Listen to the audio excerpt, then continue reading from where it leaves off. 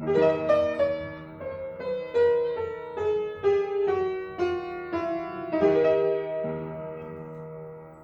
it's Alabama Annie with part 5 of the Starlight Tavern, one of my books available on Kindle. When we were done with the cakes and our drinks in the kitchen, Mr. Harvey took us on a tour of the hotel. As we followed him along the hallway, I saw how big this place was. The tavern almost seemed small. Downstairs, there were several rooms for common use, and upstairs, I counted 27 bedrooms and 4 bathrooms. There was a parlor for card games and socials, and a big back porch as well. Once downstairs again, we descended another staircase into the basement of the place. There was a large, dimly lit room with a long counter and tables and chairs. I had never been in a place that big in my life, and not even in my old school. When it was time for us to leave, we thanked Mr. Harry for the cake and the tour of the hotel. To the left of the hotel was a smaller 2-story building that sat empty. I leaned toward Mr. John and asked what that had been used for. He said it had been a boarding house, but now no one used it at all. It took me a long time to find out the truth. I learned that boarding house had once been what they called a brothel, and that women lived there who made their living sleeping with men in their beds, men from the mines and the railroad, and that bad things had often happened there. One night, I learned a man had killed one of those women when he found out she was going to have a baby, and another time, another woman had shot herself and the man who had paid her to sleep with him. Beyond that building was a wide open space of ground that overlooked the valley, and the trail leading down a flight of stone steps beneath an arch. I held Mr. John's hand as we walked down through the shadows to some shallow pools of water that he called the mineral springs. He said that the water in the pools was supposed to have healing properties, and that not long ago, people used to come for the summer to the mountain to bathe in it and to drink it for their health. At the pools, we stood looking down into the valley, and he pointed toward a patch of buildings in the distance. He told me there used to be an old mining town there called Battelle, telling me there had been a school and a church, a general store, and many houses, and that several hundred people had lived and worked there, but that when the mines had closed, everyone had moved away except for just a few folk. It's not a safe place to go rambling in, he warned. He said that hobos would come up from the train and other folks hid out down there sometimes. We held hands and crossed the road again, moving toward a country store with gasoline pumps and a sign that read, "Cold Drinks." I followed him inside, where a nice lady named Miss Cindy shook my hand and offered me some saltwater taffy from a big jar that sat on the counter.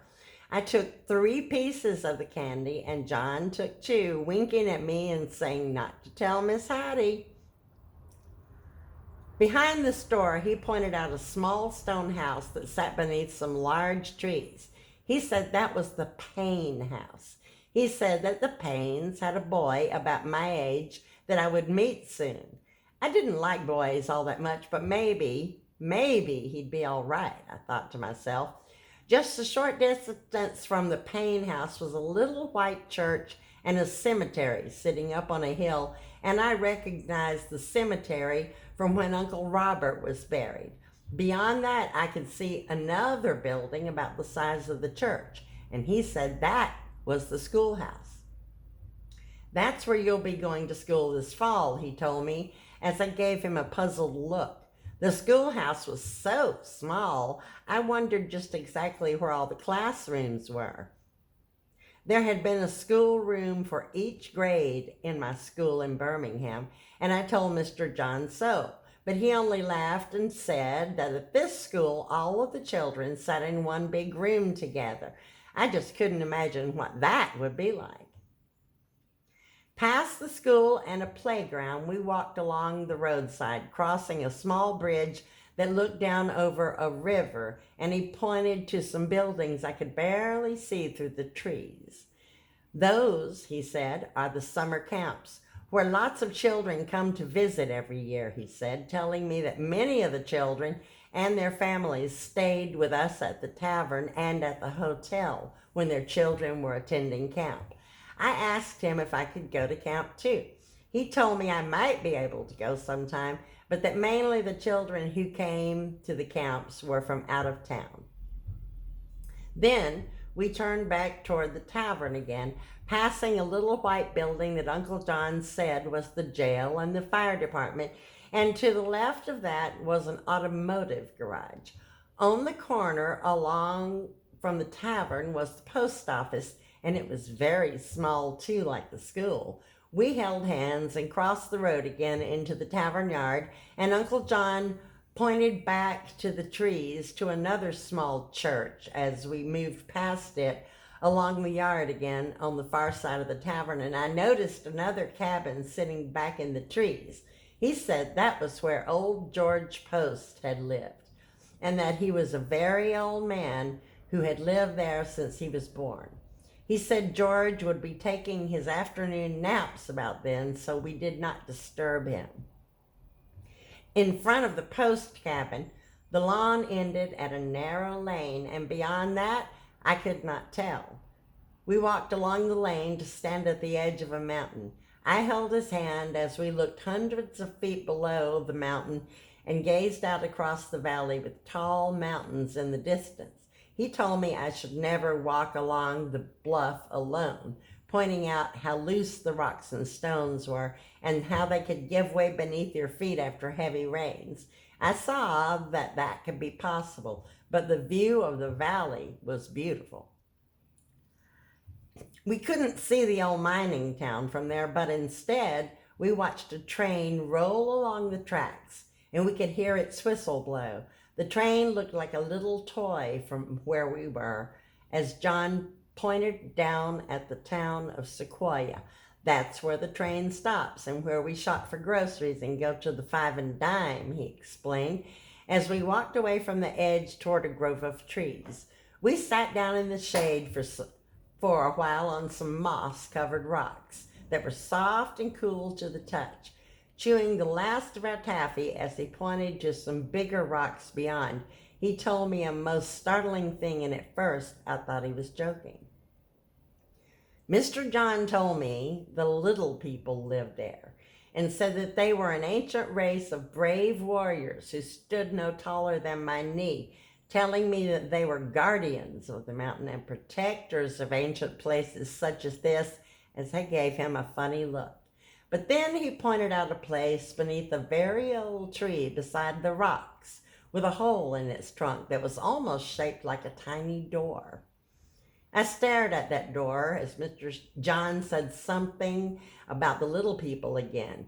He said that some of them lived inside that tree, and for that reason, Hattie would bring out scraps of leftover food from the kitchen on a saucer for them. He said she'd leave the food scraps, and sure enough, the following morning, that food would always be gone. I wasn't sure if I believed him or not, but I couldn't wait to see one of them for myself.